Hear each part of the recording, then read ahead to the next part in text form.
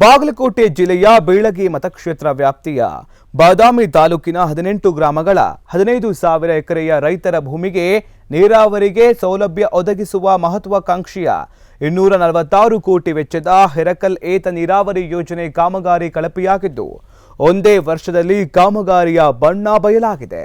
ರೈತರ ಬಹು ಆಕಾಂಕ್ಷಿತ ಹಿರಕಲ್ ಏತ ನೀರಾವರಿ ಯೋಜನೆಯ ಕಾಮಗಾರಿಗಳು ಕಳಪೆಯಾಗಿದ್ದು ರೈತರ ಆಕ್ರೋಶಕ್ಕೆ ಕಾರಣವಾಗಿದೆ.